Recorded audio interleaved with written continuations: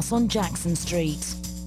His father, Joseph, was a strict disciplinarian, working in the local steel mills, while his mother, Catherine, stayed at home, raising the kids as devout Jehovah's Witnesses.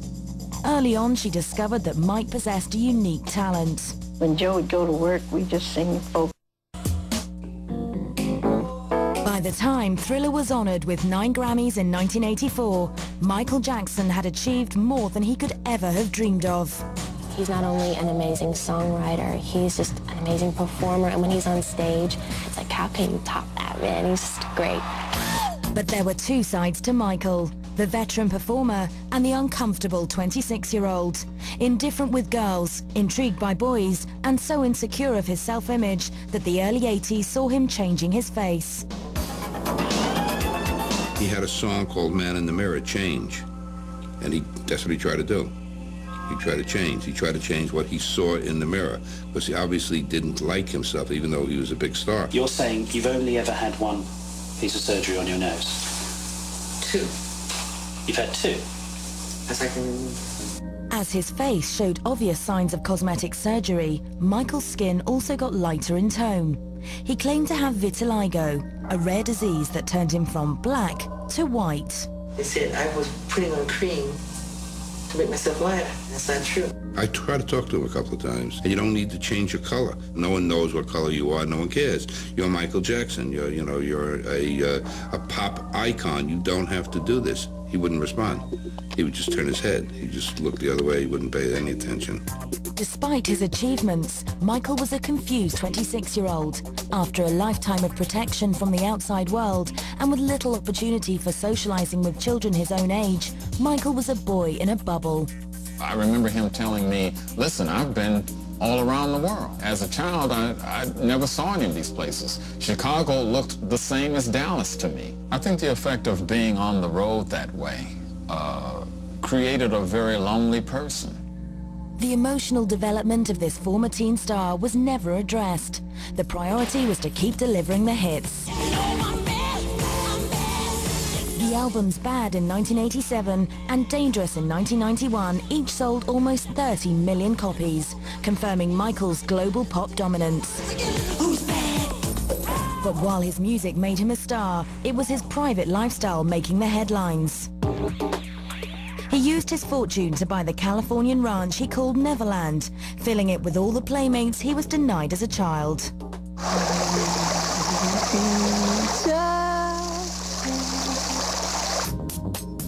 Casting himself as Peter Pan, Michael's preferred companion seemed a logical extension. I think clearly Michael felt a connection with children. He probably felt that connection because children didn't judge him, because the children didn't want anything from him in the way that adults probably did all his life. I haven't been betrayed or deceived by children. Adults have let me down. Adults have let the world down.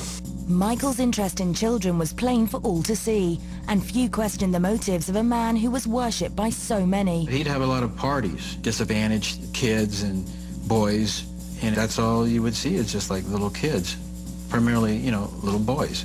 I think kids are very special. Their eyes, their face, their expression, their characters. Michael Jackson had been seen in public with boys for many years, but in 1993, a shocking allegation raised doubts about his motives. It was a nightmare, a horrifying nightmare. An investigation was launched into allegations that Michael had sexually molested a 13-year-old boy, Geordie Chandler. There have been many disgusting statements made recently concerning allegations of improper conduct on my part. These statements about me are totally false. You wanted to believe what he said, but because of the animals that, were shown at Neverland and him hanging out with little kids all the time, it just didn't really work. Apart from the fanatical Michael Jackson fans that wouldn't care whatever he did, I think it was a terrible time. The case was settled out of court for a reported $18 million. We got together again with my advisors, and they advised me, it was hands down a unanimous decision, resolve the case.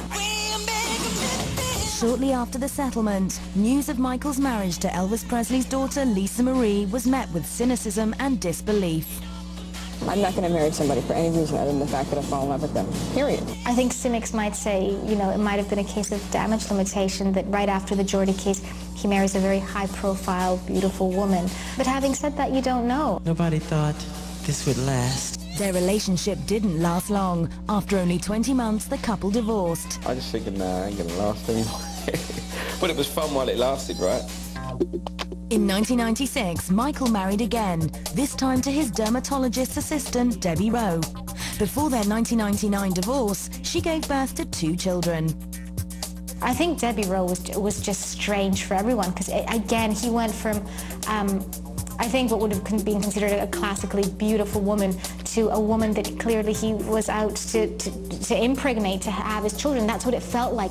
Reeling from a decade of negative headlines, in 2001, Michael hoped to put that all behind him with the release of his Invincible CD. Reviews were favourable, but for a superstar of Jackson's stature, the album sales were a huge letdown. He made a noose for himself by being the king of pop, which meant that when you do songs like Black or White and pop songs, and then you try and go back to being soulful, you're going to alienate your audience, and that's basically what he did. He was too soulful. Michael placed the blame on Sony Records for allegedly engaging in a racial conspiracy against him. The record companies really, really do conspire against their artists. They steal, they cheat, they do whatever they can, especially the black artists. And I think he must have taken that pretty badly, because he thought he was making an album that was off the time, but no. His fans wanted a Michael Jackson global pop record, and he couldn't deliver it. Jackson's ability to sell records may have stalled, but his ability to shock the public was about to be reconfirmed.